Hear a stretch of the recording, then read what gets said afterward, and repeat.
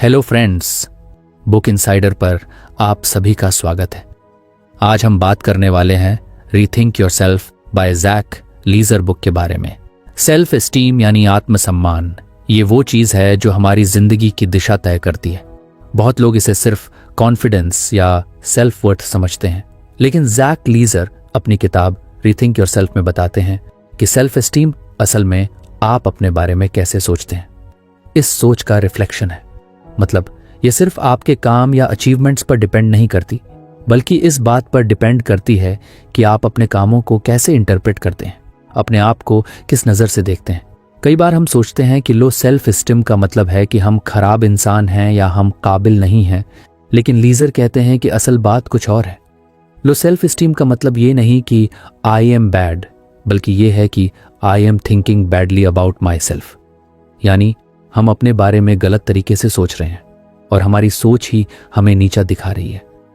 हमारे दिमाग में जो नेगेटिव थिंकिंग पैटर्न चलता रहता है, वही हमें अपने आप से डिस्कनेक्ट कर देता है।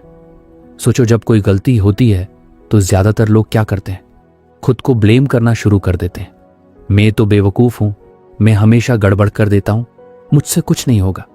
ये वो इनर वॉइस है जो धीरे धीरे हमारे अंदर घर कर जाती है, और यही वॉइस हमारे सेल्फ एस्टीम को सबसे ज़्यादा नुकसान पहुंचाती है। लीजर कहते हैं कि ये वॉइस असल में हमारी नहीं होती, ये समाज, तुलना, आलोचना और पुरानी कंडीशनिंग से आई होती है। जब हम इस आवाज़ को सच मान लेते हैं तो हम अपने ही खिलाफ सोचने लगते हैं। अब सोचो, अगर हम उस वॉइस को पहचान लें, अगर हमें पता चल जाए कि ये सोच हमारे अंदर की सच्चाई नहीं है, बल्कि हमारे दिमाग की एक हैबिचुअल पैटर्न है, तो हम खुद को बदल सकते हैं बिना खुद को बदलने की जरूरत के। लीजर इसी बात पर जोर देते हैं, change your thinking not your self, क्योंकि असल में आपको खुद को बदलने की नहीं, बल्कि अपने सोचने के तरीके को बदलने की जरूरत है। हर इंसान की सेल्फ एस्टीम किसी एक्सटर्नल वैलिडेशन पर नहीं टिकती, मतलब दूसरों की तारीफ या अप्रूवल से नहीं बनती। लेकिन हम अक्सर ये गलती करते हैं कि अपने आप को दूसरों की नज़रों से डिफाइन करते हैं। जब कोई हमें अच्छा कहता है तो हम खुश हो जाते हैं, और जब कोई क्रिटिसाइज करता है तो हम टूट जाते हैं।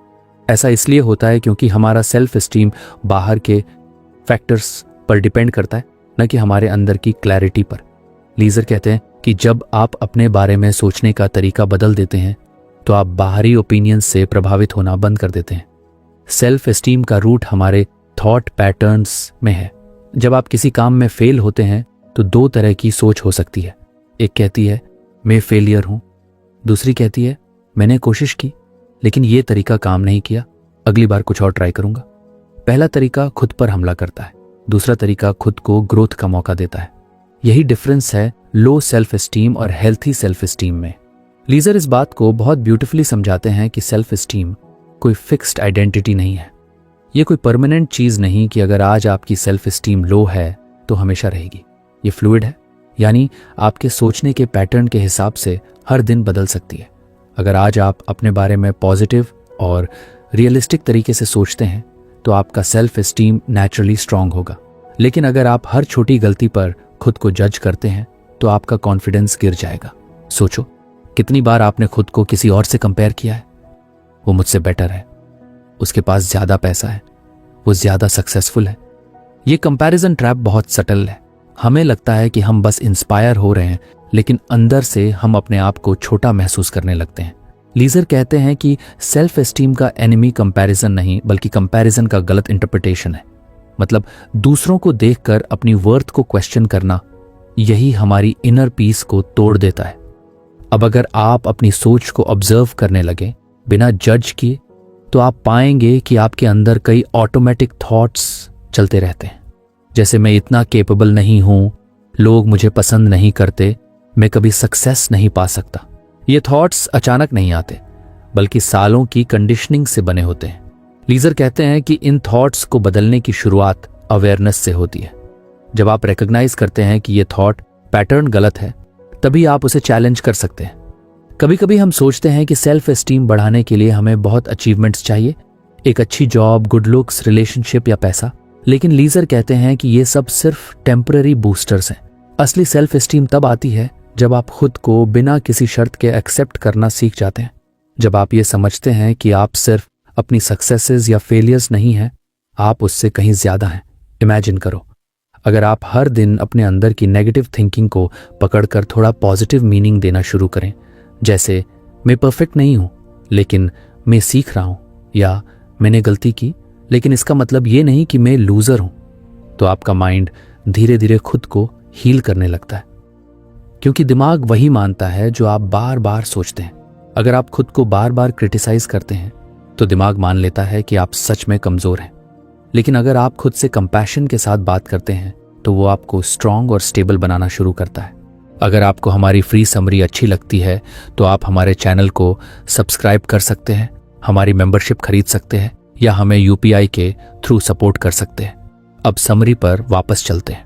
लीजर कहते हैं कि सेल्फ एस्टीम असल में रिलेशनशिप विद योर सेल्फ है, और जैसे किसी हेल्दी रिलेशनशिप में ट्रस्ट और अंडरस्टैंडिंग जरूरी होती है, वैसे ही अपने साथ हेल्थी रिलेशनशिप में सेल्फ ट्रस्ट और सेल्फ कंपैशन जरूरी है। जब आप खुद को समझते हैं, अपने इमोशंस को एक्सेप्ट करते हैं और खुद से दया के साथ बात करते हैं, तभी आपका सेल्फ एस्टीम बढ़ता है।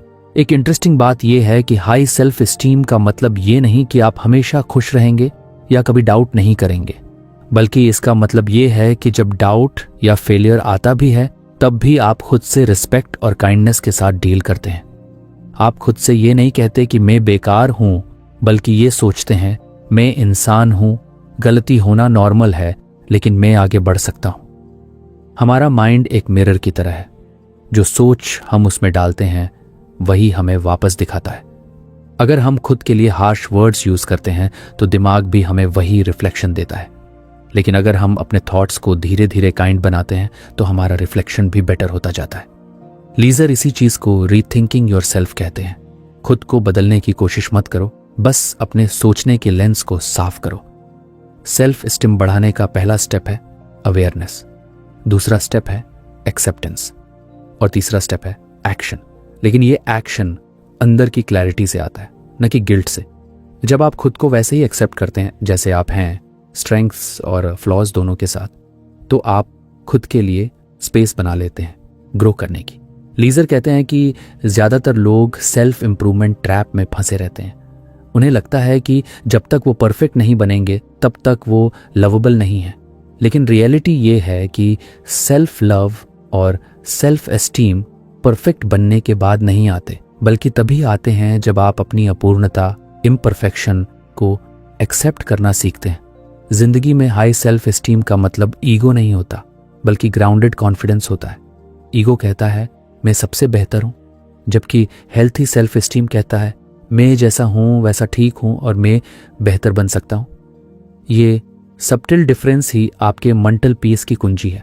आखिर में लीजर ये रिमाइंड करते हैं कि थिंकिंग सिर्फ एक मेंटल एक्ट नहीं है, ये एक इमोशनल पैटर्न भी है। आपकी इमोशंस और थॉट्स एक दूसरे से जुड़े हैं। जब आप अपने बारे में नेगेटिव सोचते हैं तो आपका बॉडी उसी हिसाब से रिएक्ट करता है। एनर्जी गिर जाती है, मोटिवेशन कम हो जाती है। लेकिन जब आप अपने बारे में पॉजिटिव सोचते हैं तो आपका बॉडी भी रिलैक्स्ड और कॉन्फिडेंट फील करता है। यानी सेल्फ एस्टीम कोई एब्स्ट्रैक्ट कॉन्सेप्ट नहीं, बल्कि माइंड और बॉडी दोनों का कंबाइंड एक्सपीरियंस है। तो अगर आप अपनी सेल्फ एस्टीम को सच में बिल्ड करना चाहते हैं तो स्टार्ट विद योर थिंकिंग। खुद को जज मत करो, ऑब्जर्व करो। हर बार जब नेगेटिव थॉट आए उसे जेंटली क्वेश्चन करो, क्या ये सच में सच है? और फिर अपने आप से वो वर्जन बनो जो समझदार, काइंड और रियलिस्टिक है। क्योंकि जैसा लीजर कहते हैं, you don't have to change your self, you just have to rethink your self. यही असली सेल्फ एस्टीम है, अपने बारे में सही नजर से देखना, अपनी वैल्यू को रिकॉग्नाइज करना और खुद से वो रिस्पेक्ट देना जो आप दूसरों को आसानी से दे देते हैं। जब आपकी सोच आपके खिलाफ नहीं बल्कि आपके साथ होती है, तभी आप अपनी पूरी पोटेंशियल से जीना शुरू करते हैं। कभी आपने गौर किया है कि आपके दिमाग में दिन भर कितनी बातें चलती रहती हैं? कभी मैंने ये सही नहीं किया, कभी लोग क्या सोचेंगे, कभी मुझसे नहीं होगा। यही वो इनर वॉइस है जिसे जैक लीजर अपनी किताब रीथिंक योरसेल्फ में अनफेयर सेल्फ टॉक कहते हैं। ये वो बातें हैं जो हम खुद से कहते हैं, पर इतने हार्श तरीके से कि अगर कोई दूसरा हमसे ऐसे बोले तो शायद हम रिश्ता ही तोड़ दें। लेकिन अपने साथ हम ये व्यवहार रोज करते हैं और फिर सोचते हैं कि हमारी सेल्फ एस्टीम इतनी लो क्यों है। लीजर कहते हैं कि लो सेल्फ एस्टीम बाहर से नहीं आती, ये हमारे दिमाग के अंदर की आवाज से पैदा होती है। वो इनर डायलॉग जो लगातार हमें जज करता है, क्रिटिसाइज करता है और कंपेयर करता है। ये सेल्फ टॉक अक्सर ऑटोमेटिक होता है, मतलब हमें पता भी नहीं चलता कि हम अपने बारे में कितना नेगेटिव सोच रहे हैं। जैसे कोई इनविजिबल बैकग्राउंड म्यूजिक जो हर वक्त चल रहा है। मैं अच्छा नहीं हूं, मैं हमेशा गलती करता हूं, लोग मुझे पसंद नहीं करते, मैं कभी इनफ नहीं बनूंगा। ये सारे थॉट्स हमारे मूड, कॉन्फिडेंस और बिहेवियर को कंट्रोल करने लगते हैं। ये अनफेयर सेल्फ टॉक इसलिए डेंजरस है क्योंकि ये बहुत सटल होती है। शुरू में ये लॉजिकल लगती है, जैसे मुझे थोड़ा और मेहनत करनी चाहिए, मुझे बेटर बनना है, पर धीरे धीरे ये सेल्फ इंप्रूवमेंट से निकलकर सेल्फ क्रिटिसिज्म में बदल जाती है। और जब आप खुद को बार बार क्रिटिसाइज करते हैं तो आपका दिमाग उस बात पर बिलीव करने लगता है। धीरे धीरे वो इनर क्रिटिक आपका आइडेंटिटी बन जाता है। अब आप खुद को वैसे नहीं देखते जैसे आप हैं, बल्कि वैसे देखते हैं जैसे आपका नेगेटिव सेल्फ टॉक आपको दिखाता है।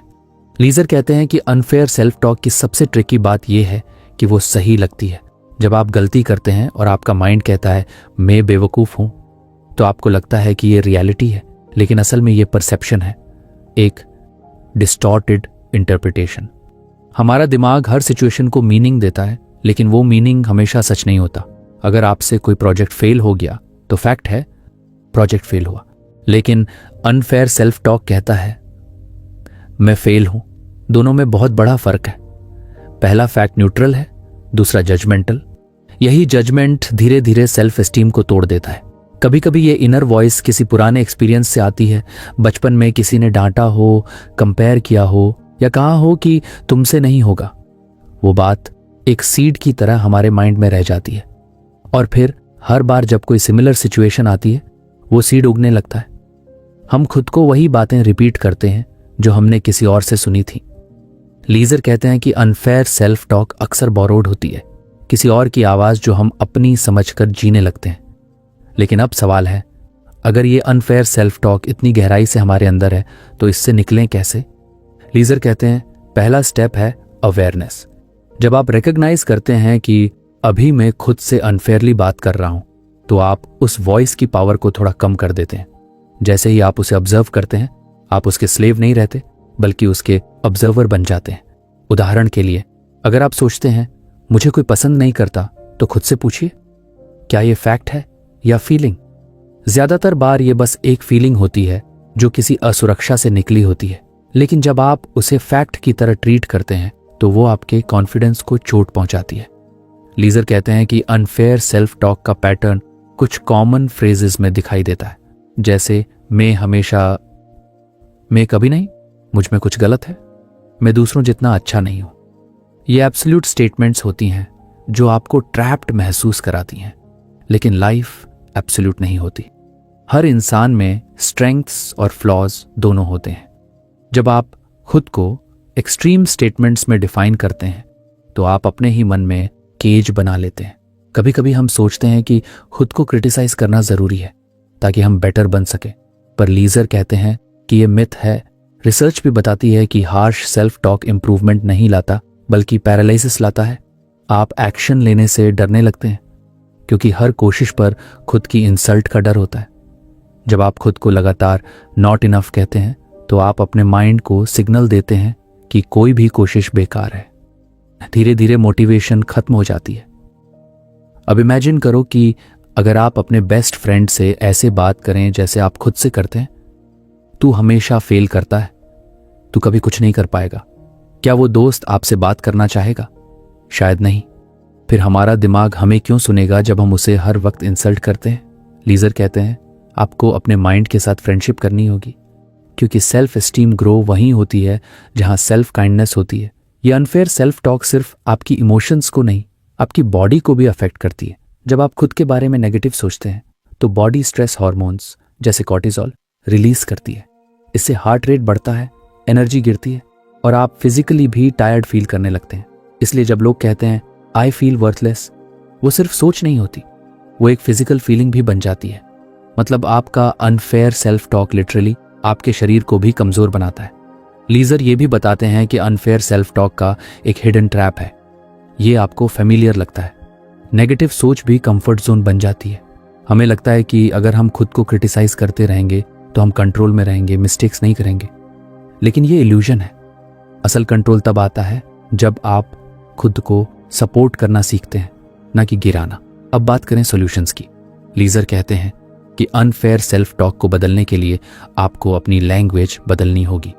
अगर आपका माइंड कहता है मैं फेल हूं, तो जवाब दें, नहीं, मैंने कोशिश की और रिजल्ट नहीं मिला, लेकिन मैं फिर कोशिश कर सकता हूं।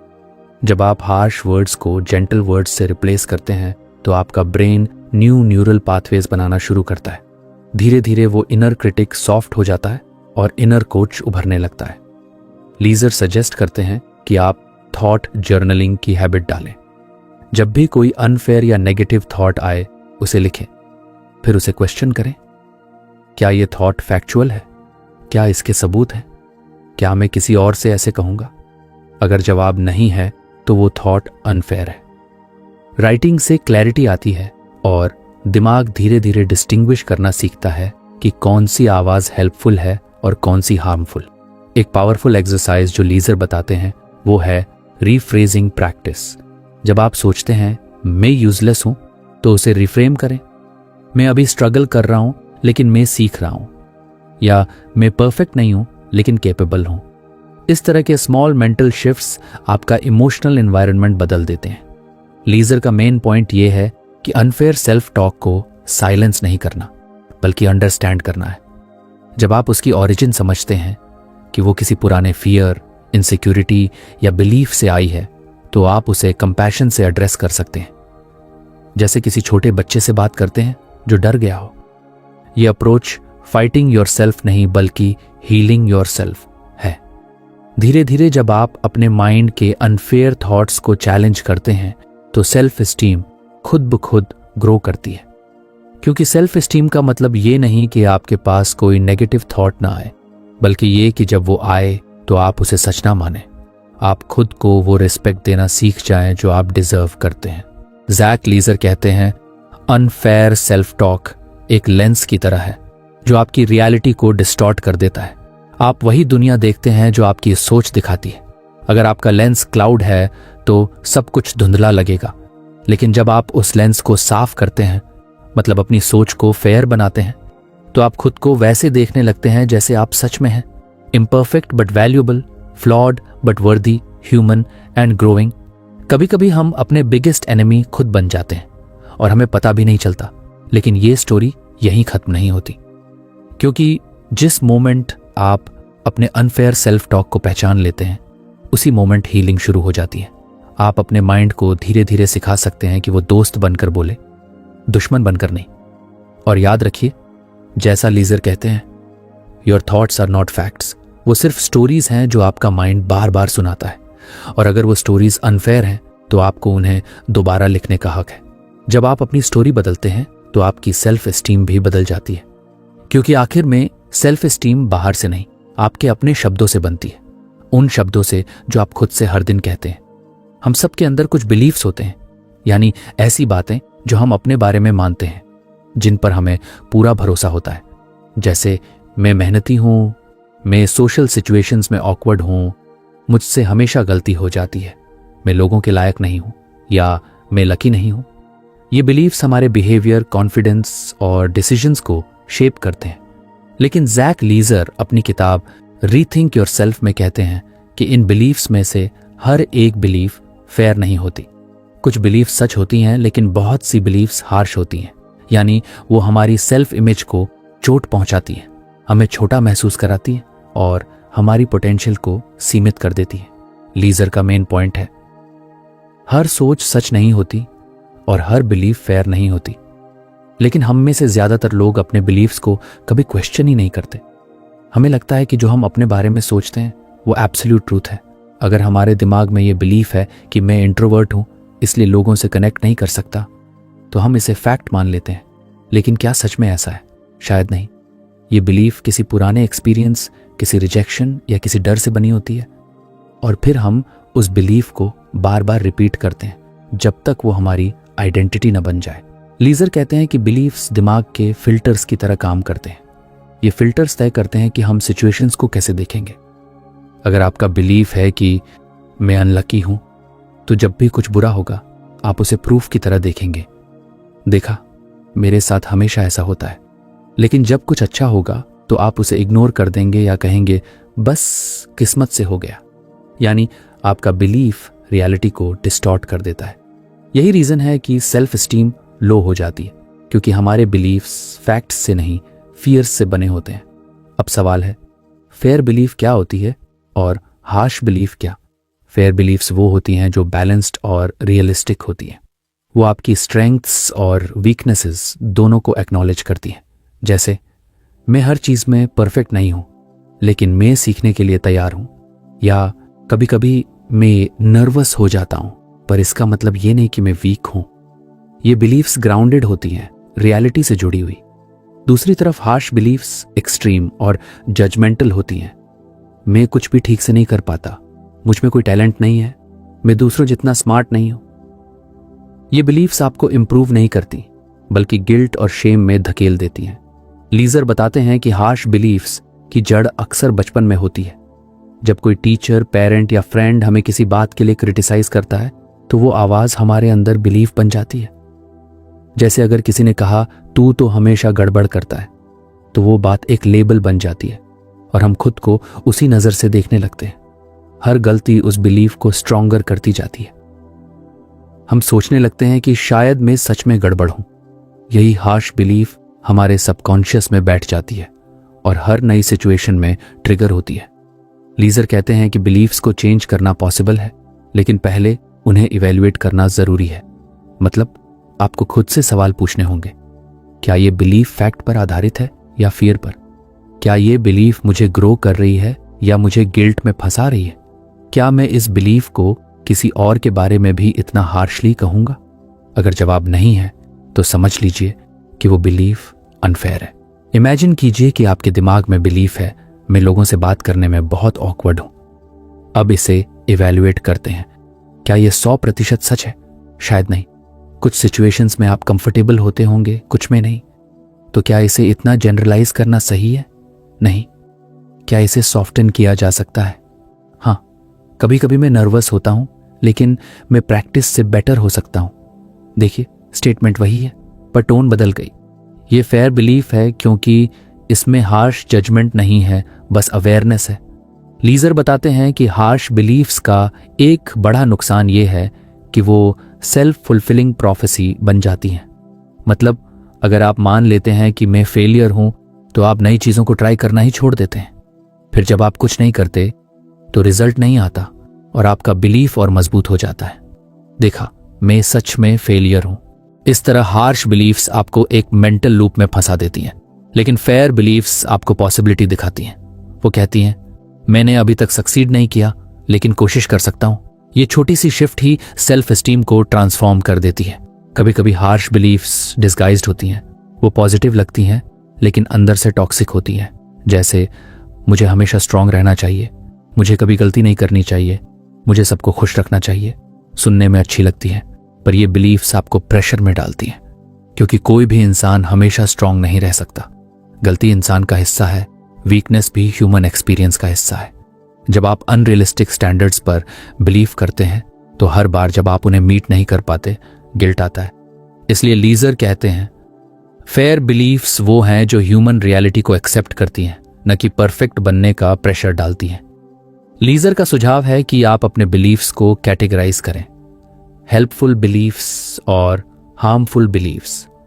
हेल्पफुल बिलीफ्स वो हैं जो आपको एम्पावर करती हैं, एक्शन के लिए मोटिवेट करती हैं और आपको कंपैशन देती हैं। हार्मफुल बिलीफ्स वो हैं जो आपको स्टक महसूस कराती हैं, डराती हैं या शेम में डालती हैं। उदाहरण के लिए, हेल्पफुल बिलीफ, मैं सीखने की कैपेसिटी रखता हूं। हार्मफुल बिलीफ, मैं हमेशा फेल करता हूं। दोनों के बीच फर्क सिर्फ वर्ड्स का नहीं है, एनर्जी का है। जब आप किसी हार्श बिलीफ को पकड़ते हैं तो उसे रीराइट करना जरूरी है। लीजर कहते हैं कि बिलीफ को बदलने के लिए एविडेंस ढूंढना बहुत काम आता है। जैसे अगर आप मानते हैं मैं दूसरों से बात नहीं कर सकता, तो सोचिए, क्या कभी आपने किसी से अच्छे से बात की है? शायद हाँ। वो एक एग्जाम्पल ही उस बिलीफ को चैलेंज कर सकती है। जब आप माइंड को काउंटर एविडेंस दिखाते हैं, तो वो धीरे धीरे मानना शुरू करता है कि शायद उसकी पुरानी सोच पूरी तरह सही नहीं थी। यही प्रोसेस बिलीफ ट्रांसफॉर्मेशन की शुरुआत है। लीजर एक पावरफुल बात कहते हैं, बेलियफ्स हैं चॉइसेस डिस्गाइज्ड एज ट्रुथ्स। यानी हम जो मानते हैं वो कई बार हमारी चॉइस होती है, न कि एब्सोल्यूट ट्रूथ। लेकिन जब हम उस चॉइस को बार बार रिपीट करते हैं तो वो हमारे लिए ट्रूथ बन जाती है। इसलिए अगर हम चाहें तो नई बिलीफ्स चूज कर सकते हैं, ऐसी जो हमें हील करें, मोटिवेट करें और अनफेयर जजमेंट से मुक्त करें। अब सोचिए, अगर आपकी हर हार्श बिलीफ फेयर बन जाए तो क्या होगा? अगर मैं बेकार हूं की जगह मैं प्रोग्रेस कर रहा हूं आ जाए, अगर मुझसे नहीं होगा की जगह मैं कोशिश करूंगा आ जाए, तो आपके अंदर की एनर्जी कैसे बदल जाएगी। ये बदलाव सिर्फ वर्ड्स का नहीं है, ये आपके दिमाग के केमिस्ट्री को भी बदल देता है। जब आप खुद के लिए कंपैशनेट बिलीफ्स बनाते हैं तो आपका नर्वस सिस्टम भी रिलैक्स होता है, स्ट्रेस हार्मोन्स घटते हैं और आप ज्यादा फोकस्ड और कॉन्फिडेंट महसूस करते हैं। लीजर ये भी बताते हैं कि फेयर बिलीफ्स ऑनेस्टी पर आधारित होती हैं, ना कि फैंटेसी पर। मतलब फेयर बिलीफ का मतलब खुद से झूठ बोलना नहीं है। जैसे मैं वर्ल्ड्स बेस्ट हूं बोलना जरूरी नहीं कि हेल्पफुल हो, लेकिन मैं कैपेबल हूं और इंप्रूव कर सकता हूं। ये रियलिस्टिक ऑप्टिमिज्म है। फेयर बिलीफ आपको ग्राउंड पर रखती है पर गिरने नहीं देती।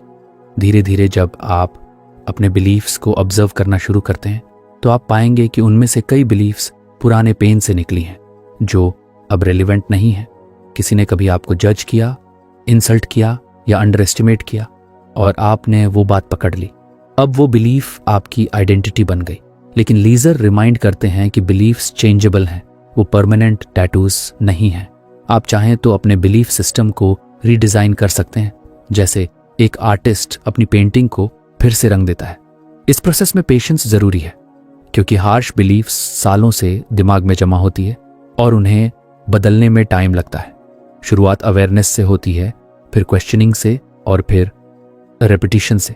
हर बार जब आप हार्श बिलीफ को पकड़कर फेयर बिलीफ में बदलते हैं, आप अपने सेल्फ एस्टीम के लिए एक नया फाउंडेशन बना रहे होते हैं। लीजर के वर्ड्स में, fair thinking doesn't mean positive thinking, it means truthful thinking. इसका मतलब है कि खुद से सच बोलो, लेकिन दया के साथ। अपने फ्लॉज देखो पर उन्हें परमानेंट लेबल मत बनाओ। अपने मिस्टेक्स पहचानो पर खुद को उसके लिए पनिश मत करो। यही डिफरेंस है फेयर और हार्श बिलीफ्स में। आखिर में लीजर ये समझाते हैं कि जब आप अपनी बिलीफ्स को फेयर बनाते हैं तो आपकी सेल्फ एस्टीम नेचुरली बढ़ जाती है, क्योंकि अब आप खुद को किसी इल्यूजन या शेम की नजर से नहीं देख रहे होते, बल्कि रियलिटी और कंपैशन की नजर से देख रहे होते हैं। आप खुद के खिलाफ नहीं बल्कि खुद के साथ सोचने लगते हैं, और यही शिफ्ट सबसे पावरफुल होती है। सोचिए, जिंदगी में कितनी बार हम दूसरों के लिए फेयरनेस की बात करते हैं पर खुद के साथ अनफेयर रहते हैं। हम दूसरों को दूसरा मौका देते हैं पर खुद को नहीं। अगर आप आज से अपनी बिलीफ्स को थोड़ा फेयर बनाने लगे, खुद को थोड़ा और समझने लगे, तो शायद आपका रिलेशनशिप विद योरसेल्फ पूरी तरह बदल जाए। क्योंकि जैसा लीजर कहते हैं, self esteem doesn't come from perfection, it comes from fairness. जब आप खुद को सही नजर से देखना सीख जाते हैं तो दुनिया भी आपको उसी नजर से देखने लगती है। हम सब अपनी जिंदगी में कुछ ना कुछ प्रूव करने की कोशिश करते रहते हैं। किसी को यह दिखाना कि हम सक्सेसफुल हैं, कैपेबल हैं, स्मार्ट हैं या गुड इनफ हैं। लेकिन जैक लीजर अपनी किताब रीथिंक योरसेल्फ में कहते हैं कि यही सबसे बड़ा ट्रैप है। जब आप अपनी सेल्फ वर्थ या वैल्यू को परफॉर्मेंस, अचीवमेंट या दूसरों की अप्रूवल से जोड़ देते हैं तो आप कभी ट्रूली सेटिस्फाइड नहीं हो पाते, क्योंकि तब आपकी वैल्यू कंडीशनल हो जाती है। यानी अगर आपने अच्छा परफॉर्म किया तो आप वैल्यूबल हैं, अगर नहीं किया तो आपकी वैल्यू गिर गई। यही हैबिट धीरे धीरे हमारी सेल्फ एस्टीम को कमजोर कर देती है। लीजर कहते हैं कि हर इंसान की वर्थ इंट्रिंसिक होती है, मतलब वो पहले से ही होती है, किसी एक्सटर्नल प्रूफ की जरूरत नहीं। आपका एग्जिस्टेंस ही प्रूफ है कि आप वैल्यूबल हैं। लेकिन बचपन से हमें सिखाया जाता है कि तब तक वैल्यूबल नहीं हो जब तक कुछ अचीव ना करो। स्कूल में मार्क्स, स्पोर्ट्स में ट्रॉफीज, काम में प्रमोशंस, हर जगह हमें परफॉर्म करना सिखाया जाता है और धीरे धीरे हम खुद को उन्हीं मैट्रिक्स से मेजर करने लगते हैं। अब इमेजिन करो, अगर आप किसी दिन फेल हो जाओ या एवरेज परफॉर्म करो तो क्या आपकी वैल्यू ऑटोमेटिकली कम हो जाएगी? नहीं, लेकिन माइंड ऐसा महसूस कराता है क्योंकि उसने ये फॉर्मूला बना लिया है। परफॉर्मेंस बराबर वर्थ। और यही फॉर्मूला गलत है। लीजर बताते हैं कि परफॉर्मेंस बेस्ड सेल्फ वर्थ एक इनविजिबल प्रिजन की तरह है। बाहर से सब नॉर्मल लगता है, आप मेहनत करते हैं, टारगेट अचीव करते हैं, तारीफ पाते हैं, लेकिन अंदर से एक डर चलता रहता है। अगर मैं फेल हुआ तो, अगर लोग मुझे कैपेबल नहीं समझे तो, अगर इस बार सक्सेस नहीं मिला तो क्या होगा। यह फियर ही बताता है कि आपकी वर्थ किसी एक्सटर्नल चीज पर डिपेंड कर रही है। परफॉर्मेंस बेस्ड सेल्फ वर्थ की सबसे ट्रिकी बात यह है कि यह एडिक्टिव होती है। जब आपको सक्सेस या प्रेज मिलता है तो डोपामिन रिलीज होता है, आपका ब्रेन खुश हो जाता है, लेकिन यह हैप्पीनेस टेम्परेरी होती है। कुछ दिन बाद फिर से वही खालीपन लौट आता है और आप अगले अचीवमेंट की दौड़ में लग जाते हैं। इस तरह आप कांस्टेंट वैलिडेशन चेस करने लगते हैं। आपको लगता है कि सेल्फ एस्टीम बिल्ड हो रही है, पर असल में वो फ्रैजाइल होती जा रही है, क्योंकि एक फेलियर, एक क्रिटिसिज्म या एक कंपैरिजन उसे तोड़ देता है। लीजर कहते हैं कि असली कॉन्फिडेंस तब आता है जब आपकी सेल्फ वर्थ किसी अचीवमेंट पर डिपेंड नहीं करती। जब आप जानते हैं कि आप वैल्यूएबल हैं, भले ही आप फेल हों, भले ही कोई आपको अप्रूव न करे, भले ही आज आप बेस्ट परफॉर्मेंस न दे पाएं, तब आपकी सेल्फ एस्टीम स्टेबल रहती है। अब सवाल उठता है, हम परफॉर्मेंस बेस्ड सेल्फ वर्थ को कैसे पहचानें? इसके कुछ सब्टिल सिग्नल हैं। जैसे अगर कोई आपकी तारीफ करता है तो आप इंस्टेंटली अच्छा महसूस करते हैं, लेकिन अगर कोई इग्नोर करे तो आपका मूड गिर जाता है। आप काम में परफेक्ट बनने की कोशिश करते हैं, क्योंकि अंदर से डर है कि गलती करने पर आपकी रिस्पेक्ट घट जाएगी। आपको आराम करने या कुछ न करने पर गिल्ट महसूस होता है। आप दूसरों की सक्सेस देखकर खुद को छोटा महसूस करते हैं। अगर ये पैटर्न्स आपके अंदर हैं तो इसका मतलब है कि आपका माइंड वैल्यू को अचीवमेंट के स्केल पर मेजर कर रहा है। लीजर कहते हैं कि ये माइंड सेट सोसाइटी और अपब्रिंगिंग दोनों से आता है। बचपन में जब हमें कहा गया अगर अच्छे मार्क्स आए तो अच्छा बच्चा, अगर जीत गए तो स्मार्ट, अगर नहीं तो डिसअपॉइंटमेंट, तब से दिमाग ने सीख लिया कि प्यार और रिस्पेक्ट परफॉर्मेंस के बदले मिलते हैं। धीरे धीरे हम खुद को उसी इक्वेशन में फिट करने लगते हैं। लेकिन अडल्ट लाइफ में ये फॉर्मूला हमें इमोशनल एग्जॉस्शन तक पहुंचा देता है। अब लीजर कहते हैं इस ट्रैप से बाहर निकलने का पहला स्टेप है अवेयरनेस। आपको खुद से ये ऑनेस्ट सवाल पूछना होगा, क्या मैं खुद को तब भी वैल्यूएबल मानता हूं जब मैं फेल होता हूं? अगर जवाब नहीं है तो इसका मतलब है कि आपने अपनी वैल्यू गलत जगह रखी हुई है। आपकी वर्थ किसी टाइटल, सैलरी, रिलेशनशिप या फॉलोअर काउंट से डिफाइन नहीं होती। ये चीजें आपकी लाइफ को डेकोरेट कर सकती हैं, लेकिन डिफाइन नहीं। लीजर कहते हैं आपकी वर्थ एग्जिस्ट करती है सिर्फ इसलिए क्योंकि आप एग्जिस्ट करते हैं। आप वैल्यूएबल हैं क्योंकि आप महसूस कर सकते हैं, सोच सकते हैं, प्यार दे सकते हैं, कुछ नया सीख सकते हैं। ये सब इंसान होने की क्वालिटीज है और यही आपकी असली वर्थ है। जब आप अपनी वैल्यू रिकॉग्नाइज करना शुरू करते हैं तो परफॉर्मेंस नेचुरली इंप्रूव होती है, क्योंकि अब आप डर से नहीं, क्यूरियोसिटी और पर्पस से काम करते हैं। परफॉर्मेंस बेस्ड वर्थ आपको एंग्शियस बनाती है, जबकि इंट्रिंसिक वर्थ आपको पीसफुल बनाती है। लीजर एक इंटरेस्टिंग एग्जाम्पल देते हैं। इमेजिन करो कि आप एक आर्टिस्ट हो। अगर आप आर्ट सिर्फ इसलिए बनाते हो कि लोग पसंद करें तो हर रिजेक्शन पेनफुल लगेगा। लेकिन अगर आप आर्ट इसलिए बनाते हो क्योंकि आप खुद एंजॉय करते हो तो फीडबैक आपकी आइडेंटिटी को हिला नहीं सकता। यही फर्क है एक्सटर्नल वैलिडेशन और इंटरनल वर्थ में। इंट्रिंसिक वर्थ को समझने का मतलब ये नहीं कि आप गोल्स छोड़ दें या एम्बिशंस खत्म कर दें। इसका मतलब है कि गोल्स आपकी वैल्यू प्रूव करने का टूल नहीं, बल्कि एक्सप्रेशन का तरीका बन जाए। अब आप कुछ अचीव करते हैं तो खुशी होती है, पर अगर नहीं करते तो सेल्फ हेट नहीं। ये इमोशनल फ्रीडम ही असली सेल्फ एस्टीम की जड़ है। तो फ्रेंड्स, ये थी हमारी आज की बुक समरी। आपको कैसी लगी कमेंट करके जरूर बताएं, और धन्यवाद आपका समरी एंड तक सुनने के लिए।